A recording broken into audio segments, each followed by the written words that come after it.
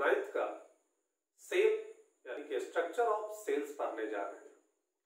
पिछले वीडियो में हमने सेल्स के बारे में, डिस्कवरी ऑफ सेल्स, उसके बाद ड्राइंग ऑफ सेल्स का क्लास ले चुके हैं। अब हम लोग स्ट्रक्चर ऑफ सेल्स के बारे में पढ़ने जा रहे हैं। तो आइए देखते हैं। Now types of sales on the basis of number of organism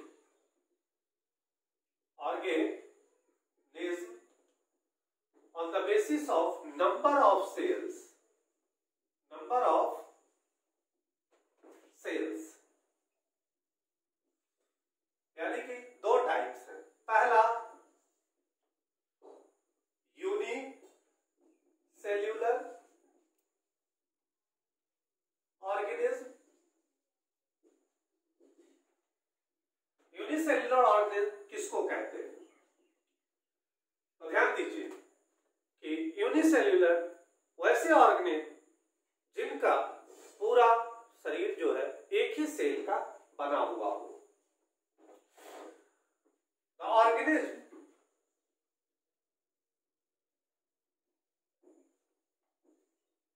The organism that are made up of a single cells, यानी कि एक ही सेल के जो ऑर्गेनिज्म एक ही सेल के बने हो। एग्जाम्पल है उसका amoeba, paramecium and bacteria etcetera. Now हमारा multi cellular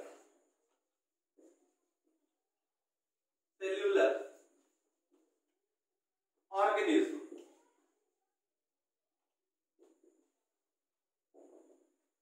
multi cellular organism, इसमें लिखेंगे हम लोग those organism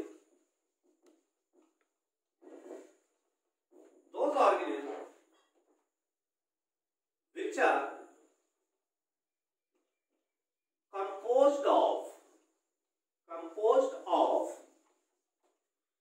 composed of many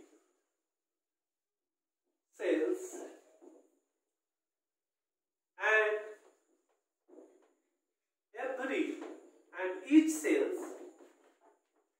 and each cells has its own specific task. यानी वैसा ऑर्गेनिज्म जो एक से ज्यादा सेल्स से बने हुए हो और प्रत्येक सेल्स का जो है वो अलग अलग फंक्शंस हो उनके बॉडी में, तो वैसे ऑर्गेनिज्म को हम लोग क्या कहेंगे? Multi cellular organism. Now shape and size of cells, ये हमारा टॉपिक है। देखिए, the shape of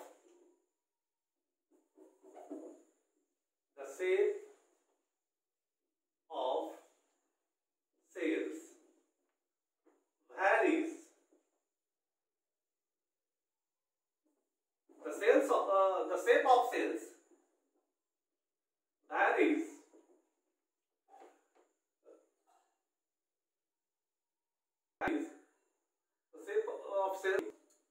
shape and size.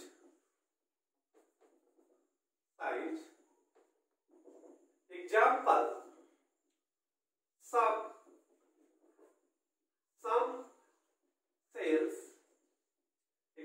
some cells is in oval, round, spindle shape,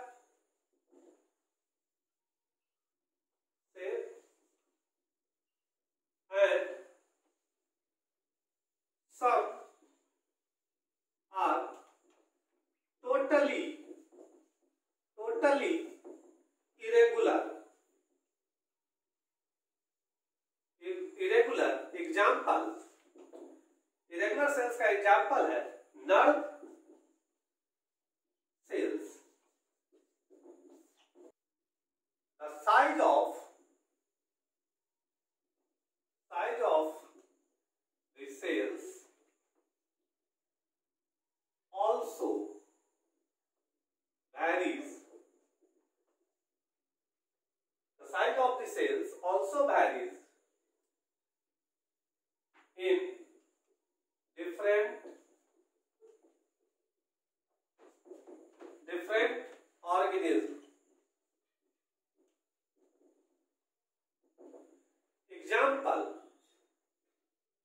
Example है some cells is microscopic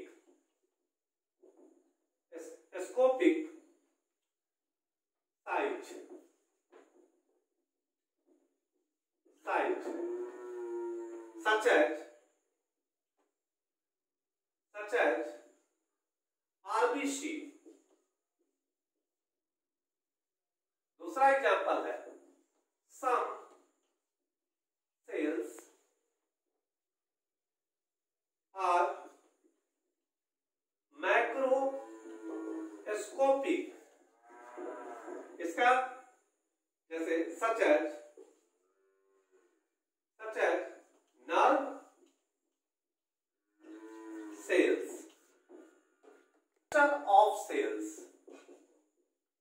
Structure of cells. Cells are generally composed of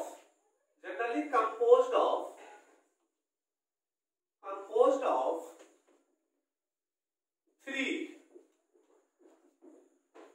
basic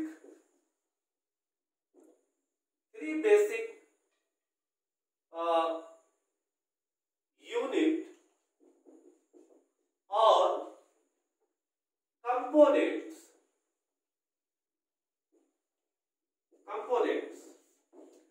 जिसमें पहला है cell membrane. जैसा कि हम लोगों ने स्ट्रक्चर ऑफ सेल्स में पढ़ा था कि आउटर बाउंड्री, जो एनिमल सेल्स का जो आउटर बाउंड्री होता है वो सेल मेम्ब्रेन का बना होता है, जिसे हम लोग प्लाज्मा मेम्ब्रेन भी कहते हैं. तो सेल मेम्ब्रेन और प्लाज्मा मेम्ब्रेन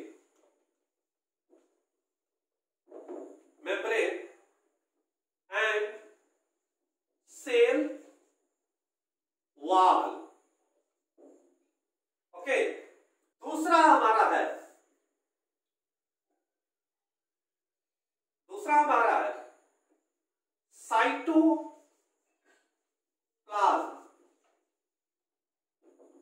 साइटोप्लाज्म, जिसको हम लोग और प्रोटोप्लाज्म भी कहते हैं. तीसरा हमारा जो यूनिट है, बेसिक कंपोनेंट्स जो सेल का होता है, वो क्या है? न्यूक्लियस. तो अब हम लोग एक एक करके इन तीनों को का स्टडी करेंगे. सेल मेम्ब्रेन और प्लाज्मा मेम्ब्रेन, जिसको हम लोग पीएम से, अब हम लोग जब भी प्लाज्मा मेम्ब्रेन की बात करेंगे तो पीएम लिखेंगे. सेल मेम्ब्रेन और प्लाज्मा मेम्ब्रेन भी इसको कहते हैं। First of all cell membrane का जो मॉडल था वो सिंगर एंड निकोलसन साहब ने दिया था। सिंगर एंड निकोलसन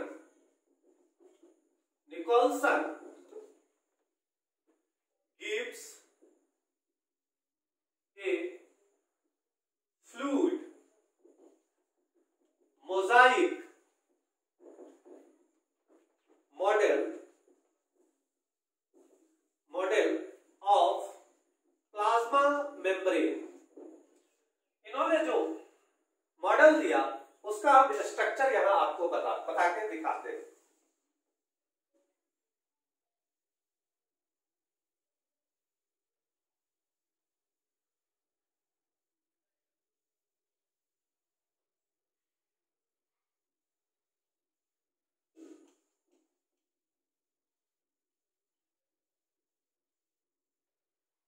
कुछ इस तरह का उन्होंने मॉडल दिया था जिसमें उन्होंने कहा था कि प्लाज्मा मेम्ब्रेन जो है वह लिपिड फॉस्फोलिपिड का बना हुआ है। इसमें आप देख सकते हैं कि इस पार्ट को हम लोग क्या कहते हैं, फॉस्फोलिपिड। जो अभी स्ट्रक्चर बना रहे हैं, जिस पार्ट को हम मेंशन कर रहे हैं, वो क्या है, फॉस्फोलिपिड है।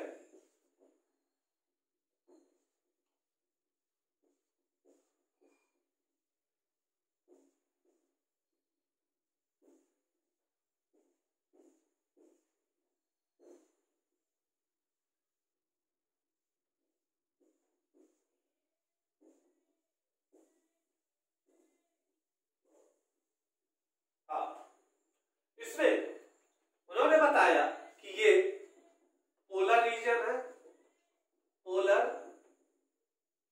रीजन है। This is non polar region,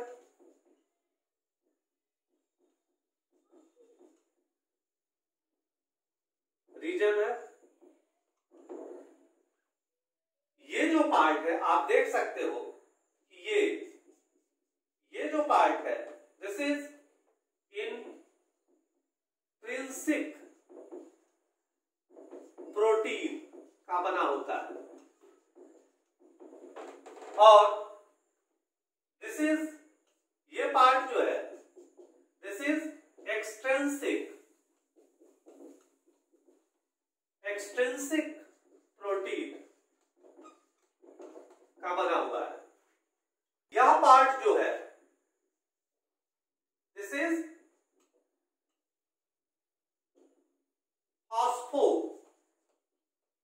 phospholipid का बना होता है।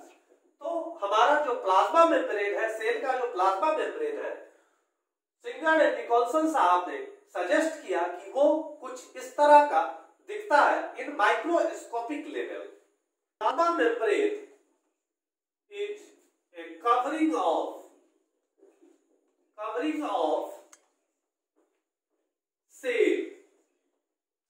cells which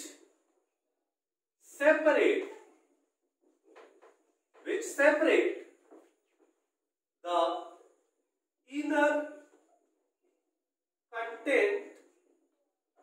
contents of the cells from outer environment।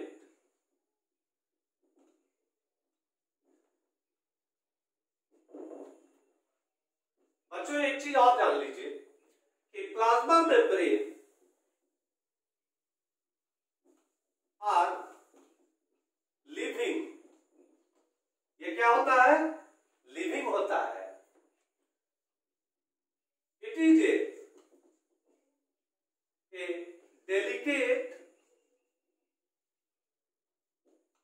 delicate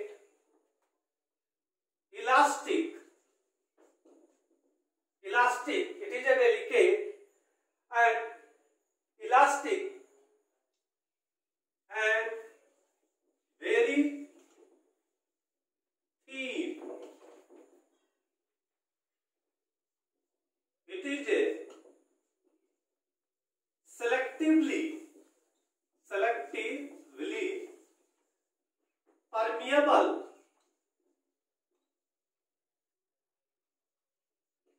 membrane. It is a selectively permeable membrane. It is composed of lipid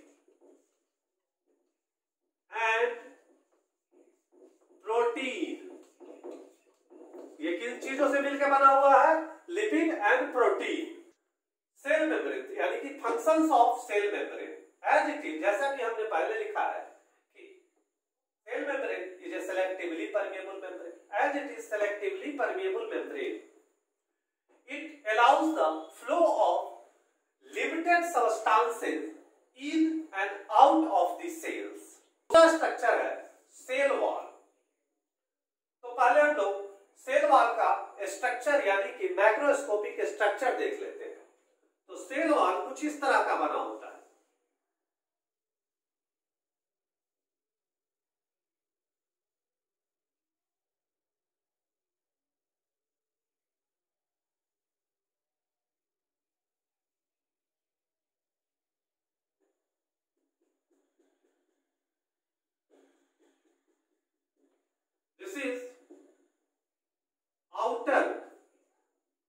This is outer wall और secondary wall भी इसको कहते हैं. ये वाला पोर्शन जो है this is middle lamella. This is middle lamella and inner wall और primary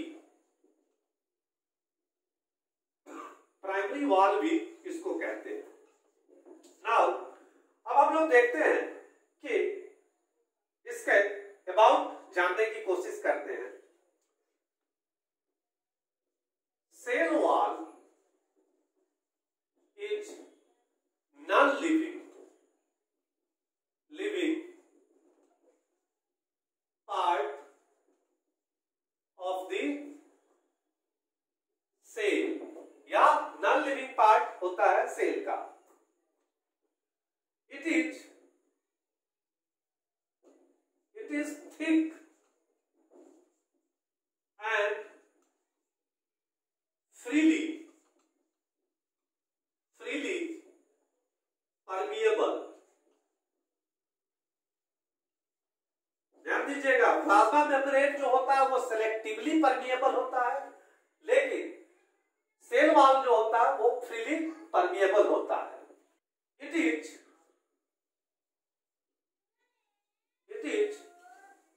made up of by a chemicals called cellulose. किससे बना होता है? सेल्यूलोज से बना होता है. The functions of the cell wall. तो देखिए, it determines the shape and rigidity to the plant cells. दूसरा फंक्शन है it protects the plasma membrane. तीसरा है it prevent desiccation और dryness in cells. और चौथा फंक्शन है it helps in transport of various substances in and out of the cells.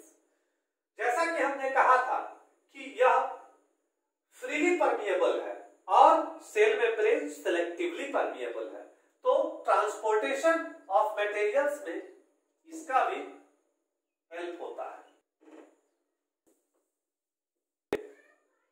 देखा होगा या सुना होगा कि कोई सेल ऑक्सीजन कैसे लेता है और कार्बन डाइऑक्साइड कैसे छोड़ता है, इसके बारे में हम लोग, तो कौन सा ऐसा फिजिकल प्रोसेस वहां पर चल रहा होता है। तो अब हम लोग डिफ्यूजन एंड ऑस्मोसिस के बारे में पढ़ेंगे। तो डिफ्यूजन, डिफ्यूजन किसको कहते हैं, तो समझिए इसको। The spontaneous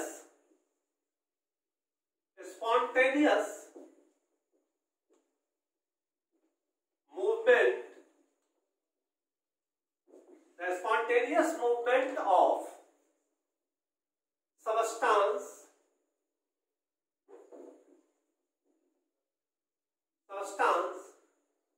from higher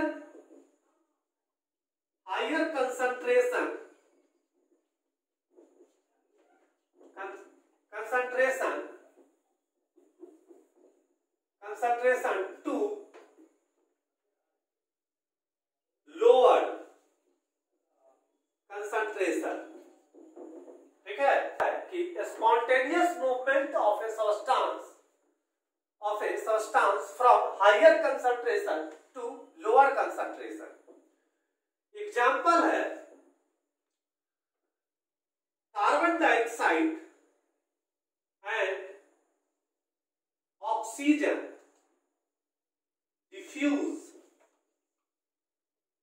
diffuse out and in respectively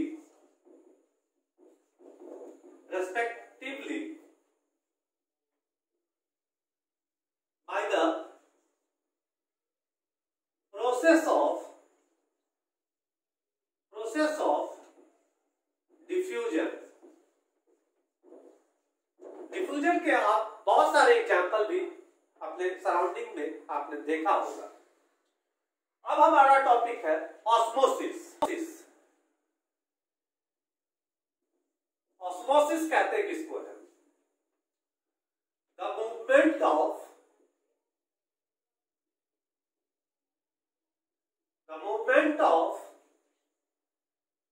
water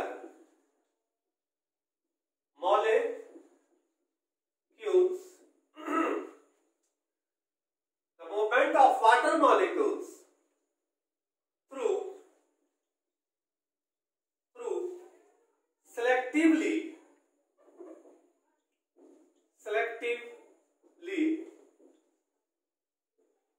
permeable plasma membrane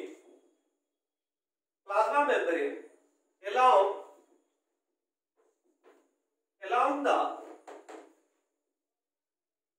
concentration gradient।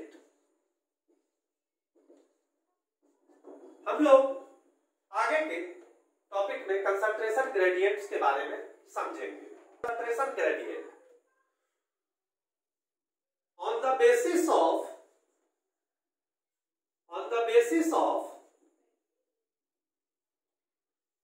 concentration gradient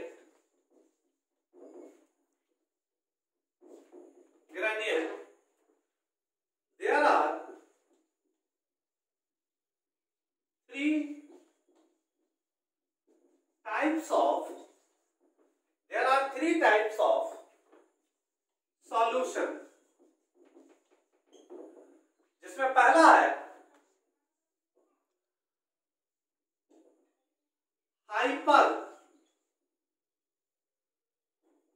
hypotonic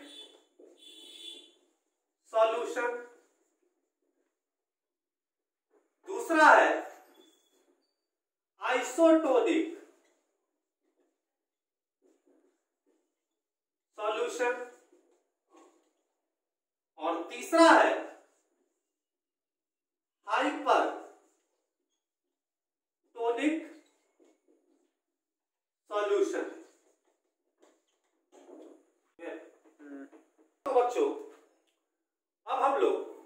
अगले क्लास में देखेंगे न्यूक्लियस एंड साइटोप्लाज्म